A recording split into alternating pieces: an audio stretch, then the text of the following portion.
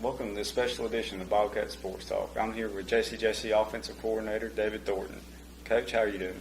I'm doing great. How are you, Josh? I'm doing fine.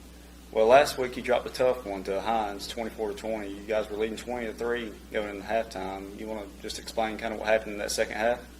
I can try. I tell you, it was kind of the perfect storm, I guess you'd say. You know, there was so many different ways that we could have won that game that we just didn't.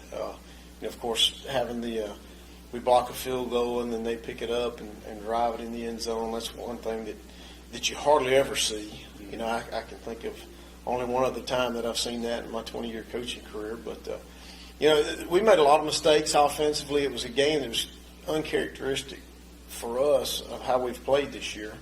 But there were some times where we had a guy that we missed, a wide open receiver on a critical situation, a time where we should have given a ball that we threw it, and it was just one of those crazy things where the perfect storm happened, and we did everything wrong when we should have done it right. But, give Hines credit. Those guys came in with a good game plan, did a great job, and my hat's off to them. Yeah, they really did play hard, especially defensively in the second Sure. half. Steven Swindle was 33 of 60, and that's not a very high completion percentage compared to what he's used to. Do you think he had an off game? And what did you say to him after the interception he threw at the end? Well, I think there were times we were trying so hard to make a play that we tried too hard. You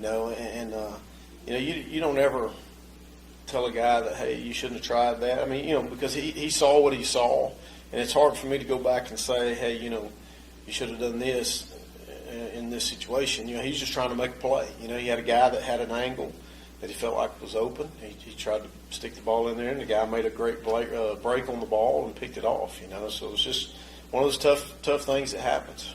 Well, for the rest of the season, for the most part, you guys have been outstanding offensively. You're 6-1 right now, I believe, and you're averaging about 42 points a game. What do you think are some key factors that have contributed to that?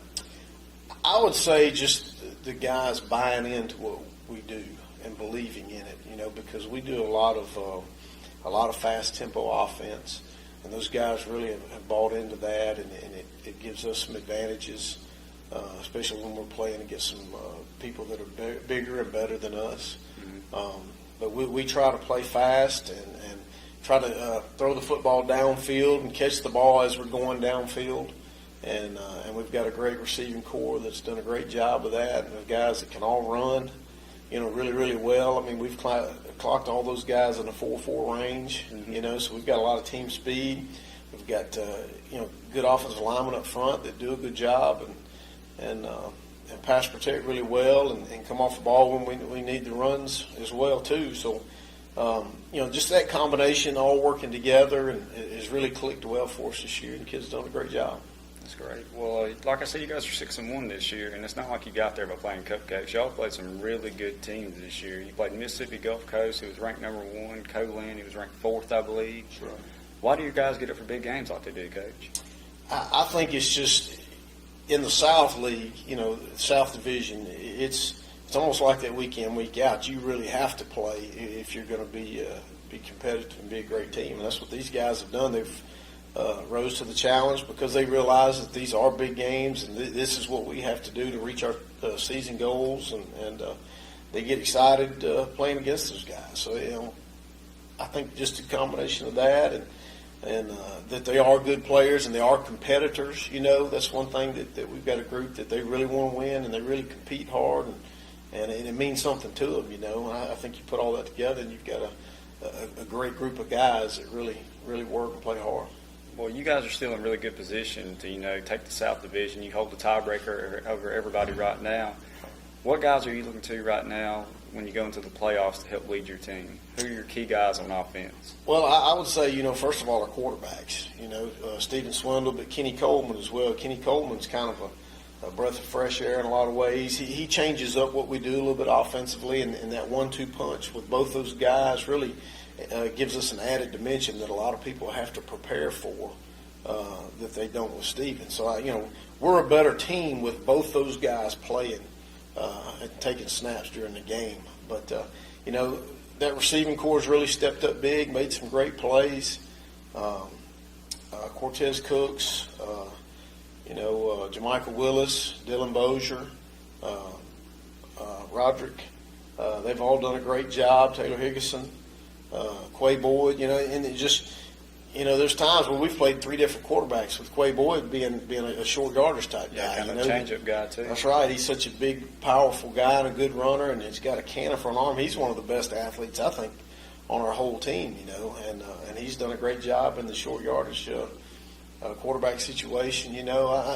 Offensive line, Jalen Beavers at the right tackle spot's kind of anchored that offensive line. He's one of our team captains. Has really done a great job and really football savvy guy that does a great job and gets people doing the right thing. Lavell Hartfield is another guy that's up front. He's a sophomore, plays a center for us, and he's a third-year guy because he had a medical red shirt the first year, and he does a great job of communicating up front, making sure everybody understands where to go. James Anthony, the left tackle, is just a huge guy that really does a good job, and Jared Whitman, left guard, that's done a great job too. Spencer Stovall to right, because all those guys have played well, and when you put all that together, everybody playing well and everybody meshing well and everybody buying in and believing, it just makes for the success that we've had so far this year. Well, when you watch Jones play, you know guys like Steven Swindle, Kenneth Coleman, Jermichael Willis, all your big playmakers, Ducksworth, guys like that. Is there anybody that's flying under the radar that people aren't really noticing right now? Well, I think it was Roderick Ducksworth. Mm-hmm. And then he kind of had his breakout game against Colin. I think he had 5 catches for 113 yards, which we knew that he could do it. He just being a freshman and being young, I think it took him a few games to get some experience under his belt before he really stepped up and has done well. And he's another one of those guys, we've clocked him in the 4.4 range. So he can run, he can catch, he's got all the intangibles that you'd like to have out there. So he's kind of one that's been under the radar a little bit, that's really stepped up the last few weeks and done a good job. Well, Coach, you guys have an outstanding team this year, and I wish you the best of luck. Thank you, Josh. I for the rest of the appreciate it. season. Well, that's it for this edition of Bobcat Sports Talk, and thank you for watching.